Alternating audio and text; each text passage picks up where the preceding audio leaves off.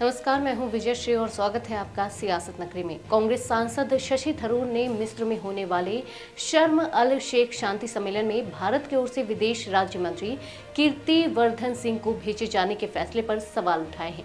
इस सम्मेलन में दुनिया के करीब 20 देशों के शीर्ष नेता शामिल हो रहे हैं, जिनमें अमेरिकी राष्ट्रपति डोनाल्ड ट्रंप, ब्रिटेन के प्रधानमंत्री कीर स्टारमर और फिलिस्तीन के राष्ट्रपति महमूद अब्बास जैसे बड़े नाम मौजूद रहेंगे। थरूर ने एक्स पर लिखा, प्रधानमंत्री नरेंद्र मोदी को व्यक्तिगत निमंत्रण मिला था, लेकिन उनका इसमें शामिल न होना एक खोया हुआ अवसर लगता है।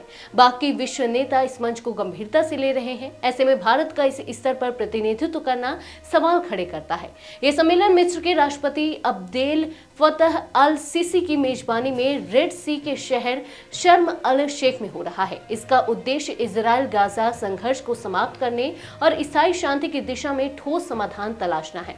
इस बैठक की सह अध्यक्षता ट्रंप और सीसी कर रहे हैं। सम्मेलन से ठीक पहले एक बड़ी मानवतावादी प्रगति भी सामने आई, जब हमास ने 20 बंधकों को रिहा किया है, जिनमें से 7 को रेड क्रॉस को सौंपा गया और 13 को दूसरी खेप में छोड़ा गया।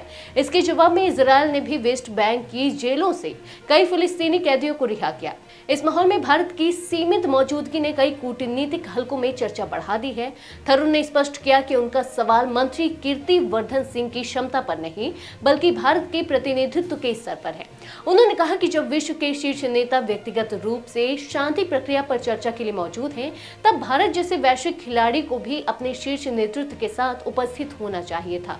थरूर के इस बयान के बाद एक बार फिर उनकी पार्टी कांग्रेस के साथ दूरियों पर चर्चा शुरू हो गई है।